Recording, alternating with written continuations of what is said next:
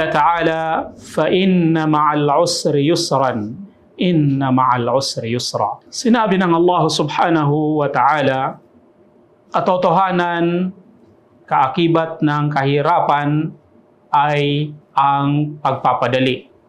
Kasabay ng mahirap ay ang pagiging magaan.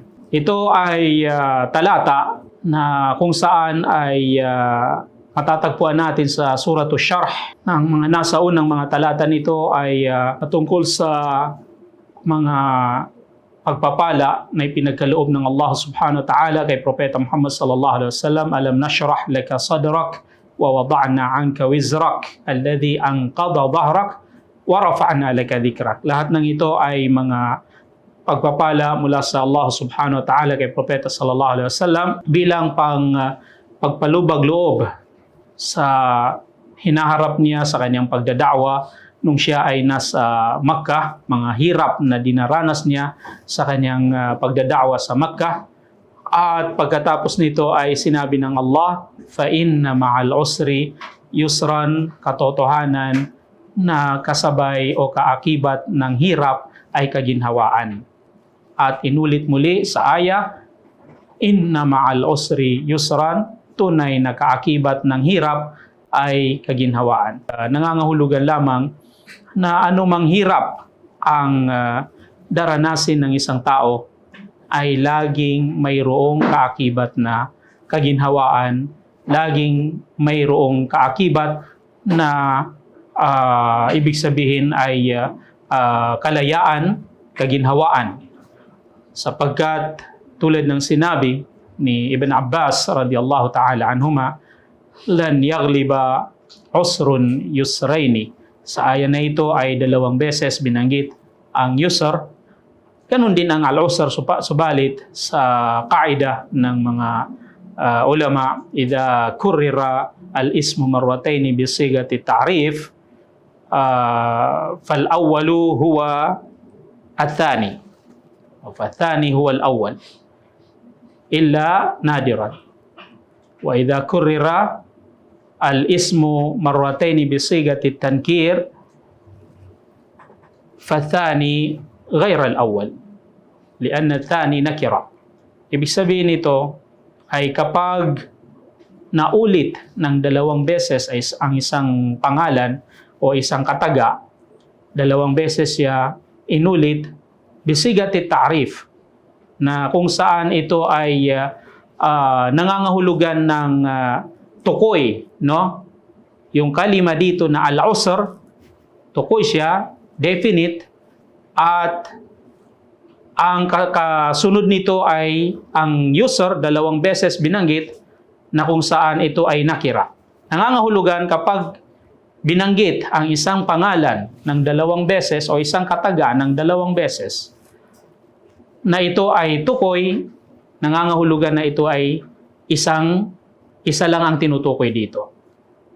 At kung binanggit naman ang isang kalima o isang noun o isang isim ng 2 beses, bisigatin na tangkir, ibig sabihin sa pamamaraan na siya ay nakira, indefinite, hindi siya tukoy, nangangahulugan na magkaiba yung 2 salita na yun na binanggit. So dito sa aya na ito, fa inna ma'al usri yusran, tunay na kaakibat kasabay ng kahirapan ay kaginhawaan. Tunay na kasabay ng kahirapan ay kaginhawaan. Yung kahirapan dito ay iisa. Yung kaginhawaan ay 2. Kung kaya't sabi ni Ibn Abbas radiyallahu ta'ala anhuma, kailanman hindi matatalo ng kahirapan ang 2 kaginhawaan. Nangangahulugan na ang buhay natin dito sa mundo ay punong-puno ng mga pagsubok. Dumaranas tayo ng mga pagsubok, dumaranas tayo ng mga kahirapan, subalit lagi natin tiyakin na kasabay nito ay ang kaginhawaan. Tulad ng sinabi ni Propeta Muhammad sallallahu alaihi wasallam sa hadith ni Anas ibn Malik radiyallahu ta'ala anhu, na kung papasok ang law dakhala al-usru juhra dubbin kung pumasok, sabi ni Propeta sallallahu alaihi wasallam, yung kahirapan, no? Yung kahirapan sa butas ng bayawak ay susundan ito ng kaginhawaan. At ilalabas niya ito, no? Ilalabas niya yung kahirapan, ilalabas ng kaginhawaan. Laging nariyan ang kaginhawaan. Sa anumang sitwasyon, no? Sa anumang pagsubok ay laging nariyan ang kaginhawaan. At ang kaginhawaan na ito, ang user na yan ay malapit ito sa pagkakaroon ng takot sa Allah subhanahu wa ta'ala. Malapit ito sa pagsunod sa Allah subhanahu wa ta'ala. Tulad ng sabi ng Allah, وَمَنْ يَتَّقِ اللَّهَ يَجْعَلْ لَهُ مِنْ أَمْرِهِ يُسْرًا. Sino man ang namuhay na may takot sa Allah subhanahu wa ta'ala, gagawin ng Allah ang kanyang mga gawain, yung pamumuhay niya, ng kaginhawaan. Ibig sabihin ay bibigyan siya ng Allah subhanahu wa ta'ala ng kaginhawaan. At sabi ni Propeta sallallahu alaihi wasallam, inna nasra ma'as sabr. Tunay na ang tulong ng Allah subhanahu wa ta'ala ay kaakibat dito, kaakibat niya parati ang pagtitiis. Wa innal faraja ma'al kab. At ang kaginhawaan sa mga problema, ang lunas sa mga problema, ang lunas ay kasabay nito ang mga problema. Ibig sabihin, laging nariyan ang mga problema. At laging nariyan ang lunas, laging nariyan ang solusyon.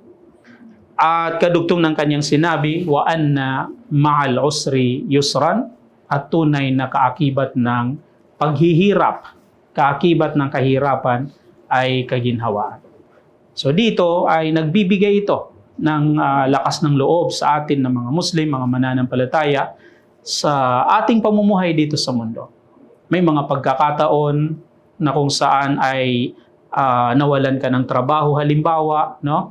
Balisang-balisa ka, punong-puno ka ng problema, lagi mong pakatandaan na anumang dumarating sa iyo na problema sa buhay na ito, ay may kasunod yan na kaginhawaan. Sayaj'alullahu ba'da usrin yusra. Gagawin ng Allah subhanahu wa ta'ala, kasunod ng kahirapan na yan, ay ang kaginhawaan. Parang gabi at araw yan, no? Parang gabi at araw. Kahit gaano kahaba ang gabi, may susunod na araw. May susunod na maghapon. Kahit gaano kahaba ang maghapon, may susunod na magdamag. Ibig sabihin ay ang sa atin lang ay magkaroon tayo ng katiyakan sa ating mga puso na anumang dinaranas natin na mga pagsubok sa buhay na ito ay laging nariyan, hindi hihiwalay ang kaginhawaan. Yan ay magandang balita sa isang mananampalataya sa Allah subhanahu wa ta'ala. Si Umar ibn al-Khattab radiyallahu ta'ala anhu ay nagpadala ng liham o sulat kay Abu Ubaidah habang ito ay nasa pagsubok, nasa Sham, nasa Syria, si Abu Ubaidah, pagsubok sa pamamagitan ng digmaan at sa pamamagitan ng mga kahirapan ng buhay at sa pamamagitan ng mga sakit, no? At nagpadala si Umar ibn Khattab radiyallahu ta'ala sa kanya ng liham at sulat, kanyang sinabi rito, amma ba'd fa innahu mahma nazala bi'abdin mu'minin min munzili shiddatin yaj'alullahu lahu ba'dahu faraja. Innahu lan yaghliba usrun yusraini.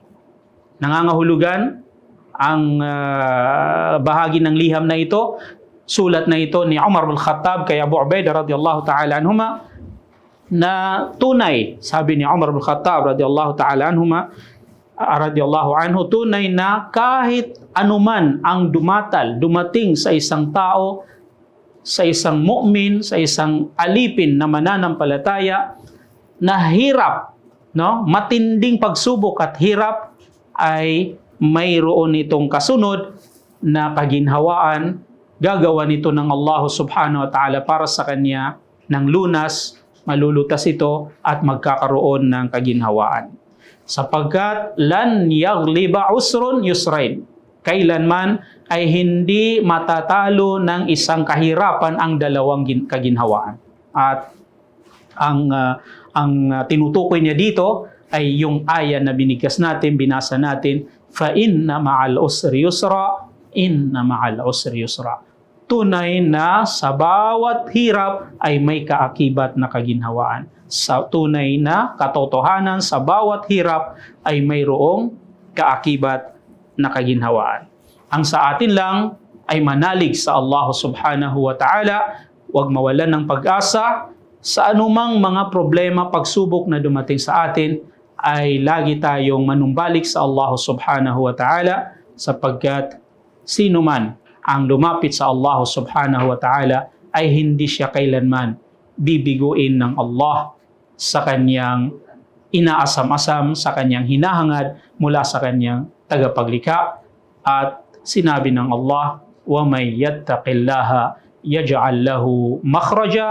Sino man ang mamuhay na may takot sa Allah subhanahu wa ta'ala, sino man ang natatakot sa Allah, ay gagawa ng Allah subhanahu wa ta'ala sa kanya, yaj'al lahu makhraja, ang lunas, ang solusyon sa lahat ng kanyang dinaranas na mga pagsubok. Wa hada wa sallallahu wa sallam ala Muhammad wa ala alihi wa sahbihi ajma'in. Wassalamu alaikum wa rahmatullahi wa barakatuh.